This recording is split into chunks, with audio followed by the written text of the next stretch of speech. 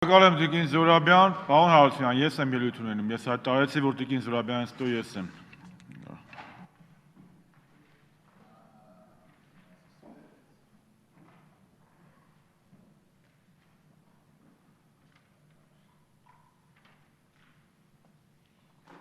Բարև ձեզ հարգելի գործընկերներ, հարցը, որ քննարկում ենք, իրոք գերկարևոր է։ Գերկարևոր է ոչ միայն հաջորդ գումարման խորհրդարանականների համար, այլ հասարակ մեր երկրի պարլամենտական մշակույթի եւ առհասարակ քաղաքական մշակույթի համար։ Ես էլ միանում եմ իմ գործընկերներին, նրանք ովքեր որ ցավով արձանագրում են, որ այս գերկարևոր օրենքի քննարկման ժամանակ դահլիճում մեծ աժիոտաժ չկա, բայց մեծ աժիոտաժ չկա նաեւ իզնից աջ ընկած հատվածում եւ բայց աժիոտաժի մեջ էլ լավ բան էլ կա, ասեմ, որ պետայրավական հանձնաժողովը Հովհաննես Սահակյանի գլխավորությամբ իր իշխանական եւ ընդդիմադիր գործընկերների հետ միասին կարողացել է գոնե այս փուլում աշխատել միասնական եւ մենք տեսնում ենք, որ հիմնական հարցերի շուրջ կա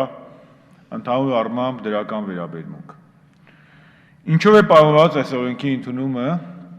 Առաջին, մենք անցել ենք այդ պարլամենտական համակարգի եւ բնականաբար մեր պարլամենտն պետք է աշխատի նման ռեժիմով։ Եթե նախկինում, այսինքն այսօր ազգային ժողովի նախագահ կամ ինչպես մեր սիրելի Տիկին Զորաբյանն ասեց, նախագահողը կամ նախագահներից մեկը իր գործառույթի մեջ է մտնում եւ ինքն է որոշում միազնյա նաեւ հաստատել ազգային ժողովի օրակարգը, ապա հենց այս օրենսդրական նախաձեռնությունը հնարավորություն է տալիս ավելի լայն կոլեգիալ կառավարման։ Ստեղծում է ազգային ժողովի խորհուրդը եւ ըստ կանոնակարգ օրենքի մենք նախատեսել ենք յուրաքանչյուր երկուշաբթի հրավիրենք ազգային ժողովի խորհրդի նիստ, որտեղ ընդգրկված կլինեն ազգային ժողովի նախագահը, տեղակալները, ֆրակցիայի ղեկավարները, ազգային նախագահները եւ բնականաբար այնտեղ որոշումները կլինեն ավելի ժողովրդավարական եւ ավելի կոլեգիալ։ Սա լավ է թե վատ։ Համոզված եմ սա լավ է եւ այլևս Տիկին Զորաբյանը առիթ չունենա քննադատելու, որ ազգային ժողովի նախագահը կամ նախագահողները իրենց ցանկությամբ է որոշում։ Բայց նիստ վարողների եւ ազգային ժողովի ղեկավարության մասը։ Իմ մոտ այնպիսի տպավորություն է, 1000 ներողություն, որ այս բառը պետք է ասեմ, որ ազգային ժողովի այս հատվածում մենք երեքով նստած ենք ոչ թե ազգային ժողովի կողմից ընտրված ներկայացուցիչներ, այլ մարդիկ ոնց որ կողքի փողոցից եկել ստեղ նստել եք ու մեզնից բեխաբար նիստ ենք վարում։ Սիրելի բարեկամներ, դուք եք մեզ ընտրել։ Դուք եք մեզ այդ լիազորությունները տվել։ Եվ երբ որ ես լսում եմ, որ ստեղ նեղանում եք, քննադատում եք, ինչու եք անջատում կամ խոսքից զրկում։ Կանադայի օրինակը բերեցիք։ Այդ կանադայի օրինակը մի հատ այդ կանադացիներին բերեք դստենք մեր դահլիճում ու մի հատ ցույց տվեք, թե մեր падգամավորները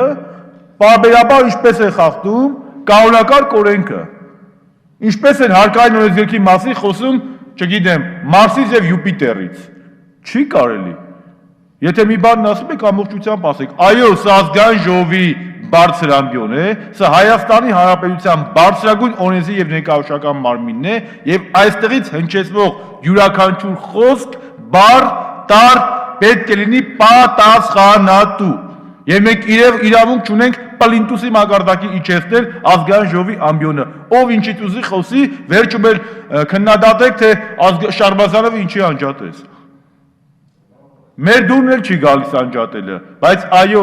եթե կանոնակարգ օրենքը չի պահպանվում, պետք է խստացնել եւ անջատել։ Ապագայում որ կլինի ազգային ժողովի նախագահ ու տեղակալներ, նաեւ ընդդիմությունից պետք է մի հոգի լինի, այն ժամանակ կգաք եւ կտեսնեք։ Եվ եթե չանջատեք, ուրեմն ձեր պարտականությունները լավ չեք կատարում։ Հաջորդը խմբակցությունների դերակատարումը շատ բարձրանում է եւ դա շատ կարեւոր է։ Այլևս անցյալում է մնում Պարոն Մարուկյան, ներողություն, դուք եք այսօր գոնե անկախ պատգամավոր ներկայացնում, բայց արդեն կուսակցության ղեկավար եք, անկախ պատգամավորների ժամանակաշրջանը հայոց պարլամենտարիզմի պատմության մեջ։ Այլևս այդ անկախ պատգամավոր ոչ քաղաքական Հա, հասկացա, բայց ինքը ցուցակով պետք է գա։ Ինքը ցուցակով է գալիս։ Դա արդեն ասում եմ, այդպես անկախ պատգամավոր, որ ես անկախ պատգամավոր եմ ընտրվել եմ, չկա ինքը մեծամասնականով պետք է ընտրվի եւ ինքը պարտավոր է լինի այս կամ այն ցուցակով։ Քաղաքական թիմերն են կարևորում։ Երրորդը, իրավունք ունենք մենք քվեարկենք, երբ որ բացակայում ենք թե չէ։ Ես ցավում եմ, որ այստեղ մենք հիշեցինք տարբեր զվարճանքի վայրերի մասին, գոնե պարլամենտում մենք պետք է այդ զվարճանքի վայրից չխոսենք, սա շատ ավելի լուրջ ամբիոն է եւ շատ ավելի լուրջ հարցեր են քննարկում։ Բայց այո, ես համամիտ եմ ձեզ հետ, որ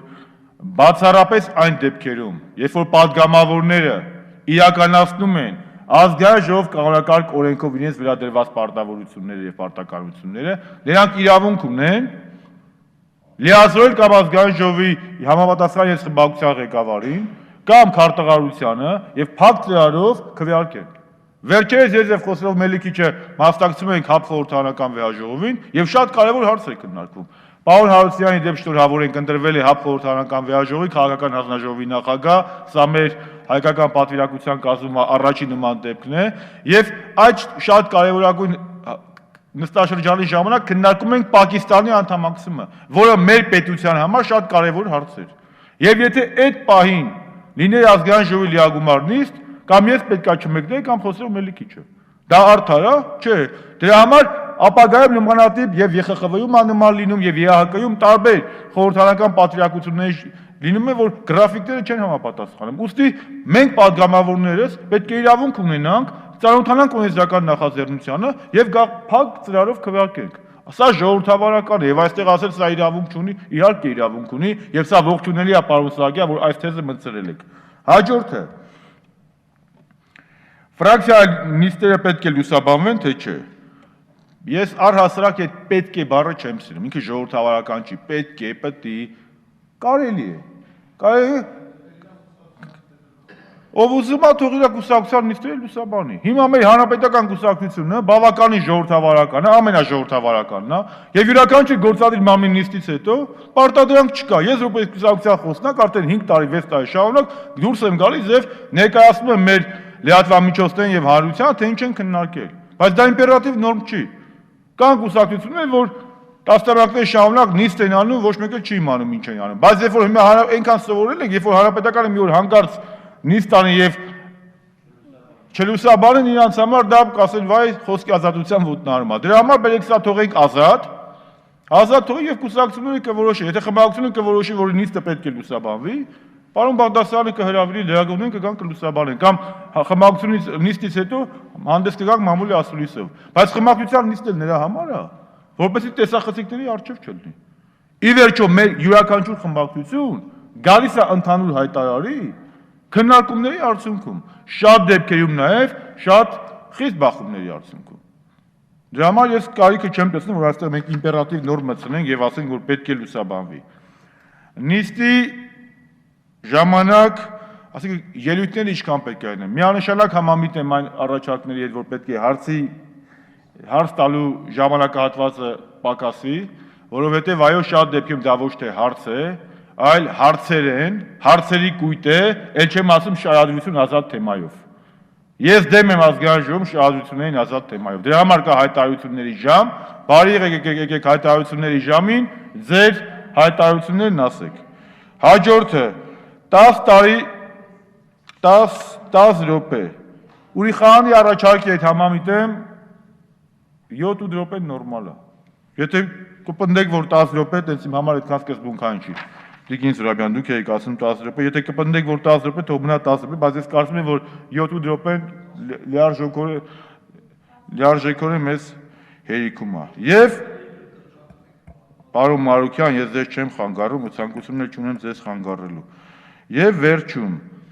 խորհուրդների հետ կապված, այս դահլիճում 3 այսօր համոզված են վաղը մյուս օրը խորհուրդների պակաս չի զգացվի։ Բայց հիշեցի Կոնֆուցիոսին։ Ասում է խորհուրդ ստացողները դա ընդունում են կաթիլներով, խորհուրդ տվողները դույլերով, այստեղ դույլերով չէր է,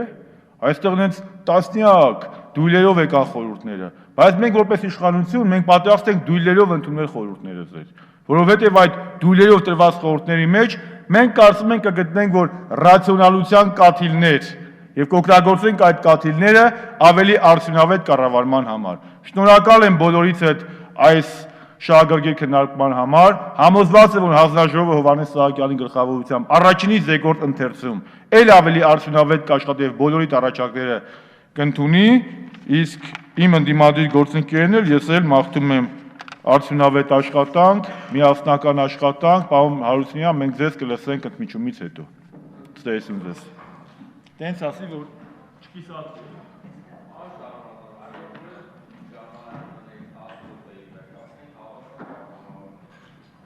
Հարգելի գործընկերներ, ընդմիջում մինչև ժամը 17:00։